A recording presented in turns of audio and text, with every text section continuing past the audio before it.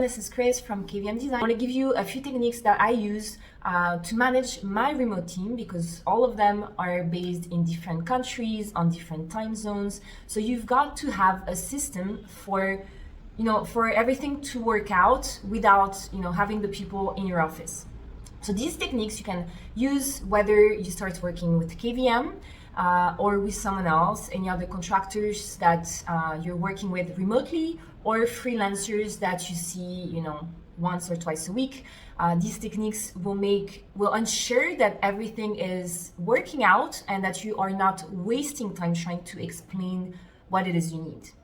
So there are three key points that I want to discuss today. The first one is communication. The second one is systems and processes. And the third one is something that I'm calling TAT or TAT, which is test, assess, and trust. So, as I mentioned, my entire team is based remotely. We all have different time zones. So it's very important that we create good communication levels, we maintain good communication throughout the week, and that we have a good system in place. So communication, what I do with my team is that I check in every morning. Now, if you've been following me on Instagram, you know that I've actually been onboarding two great girls to take my position as project manager. As the CEO of the company, now I want to move away from managing all the projects because it takes a lot of my time, and I just want to focus on the sales, the marketing, nurturing my clients, talking to prospects and understanding what my clients' needs are, so that I can improve my services, I can improve my company, I can improve my team. So I need all of this time just for that. So I'm onboarding two girls, and having proper communication and having good systems will ensure that I'm not wasting time checking on everything that they do. So communication, that's number one. Communication is absolutely essential. Whether you work with a remote team or with the team in your office, if you don't have good communication, then you might waste a lot of time redoing what someone else has already done, or nobody knows exactly what they're supposed to do because you haven't communicated clearly what it is that you want. So for me, first of all, I check in daily with the team. So now I'm still onboarding those two girls, so I might still, be checking in with the designers. But the goal is that these two project managers, I have an operation manager who does most of the communication with the clients and with the project managers. So I have a project operation manager, and then I have a project manager who is in charge of checking in with the designers, making sure that they do the projects on time and that the projects are done well. And then she's going to talk to the operation manager, and she will be the one who's going to talk to the client and tell them that the project is ready. So I basically split my position into two people. So in the future, I will only be checking in with the project managers. How many? I don't know. Now I have one. My goal is to have a few teams, because I want to be able to serve as many interior designers as I can. So I will be checking in with the operation manager and with the project manager to make sure that everybody knows what they're doing, if they have any questions. I'm also, every time we have a new client, I'm going to be the one, starting this relationship. So I need to make sure that the operation manager learns about who they are, what they need, what they're expecting.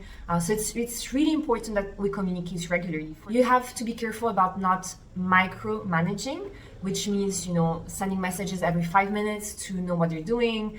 You kind of have to set a deadline for this person, set a deadline for this contractor, and check in regularly, but don't micromanage. So give them time and space to actually work on the project. That's communication. So communication is essential. You have to be careful as to how you brief someone. So I always tell that to my clients, and actually have created a few resources to help you understand what we need from you when you brief us, and what are the fastest ways to brief us. You need to make sure that you give all the requirements to this contractor as if you didn't know anything about the project, which is really hard because you're in the project. So some of the things make sense for you, and you're not necessarily going to think about telling this contractor about, but you need to kind of take a step back and create that package of information as if you didn't know anything about the project. So make sure you send as many photos of the space, so photos, inspiration images, any documents that you may have about what the clients want, or if you have any drawings or sketches, just send everything. And one good thing that I always say is do a Loom video. Just share your screen and show what it is that you want and what you're sending. So Loom videos are a great way to communicate what you need. Okay, so that's communication. Number 2 is having an organized system. So this is absolutely essential. And even if you're working by yourself now, it's really important that you set up your system and processes. So everything you're organized, you are as organized as possible. You have folders that make sense. They shouldn't make sense only to you, but to everyone. And because when you're going to start hiring people, and it might be from a year from now, 2 years from now, but you should have a system from the start that's going to make sense to everyone that you're going to onboard. So for me, I created Google Drive folder called KVM Design, and then I have kind of 4 folders. So I have SOPs, team, marketing, clients, and admin. So no, that's 5. That's 5. And SOPs, it's everything about step-by-step documents of on the onboarding process, for example, so that if I'm not the one doing the onboarding process, I want to make sure that the person who's doing it is going to do it in the order that they're supposed to do and that they're not going to miss anything. Or SOPs for clients or for my team. So for my team, for example, one really good thing that I like to do is actually get everyone on the team to do their own SOPs. SOPs, if you don't know, it's standard operating procedure. And it's just a step-by-step guide of everything that needs to happen for a specific result. So for my team, I have asked them, so for example, my operations manager, I've asked her to do an SOP about everything that she needs to do in her role, in her position. So that if I need a second operation manager, then we can just provide all the documents to her and she will know exactly what she's supposed to do. Same for the designers, same for the project manager. You shouldn't have to do all the SOPs for everyone. Just use the people already working in that role because nobody knows the role as better than them. So you should use them to create their own SOPs, and then it's also less work for you. And the good thing about Google Drive as well is that you don't have to share everything with your team. So I have some folders that I share with my operations manager or my designers, but the rest is private. So for example, the admin folder is just for me or my VA. The third thing was TAT, what I call TAT, is test, assess, and trust.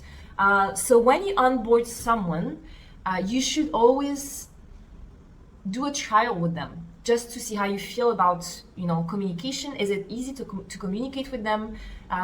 Do they understand the requirements? Do they send you work that matches your expectations?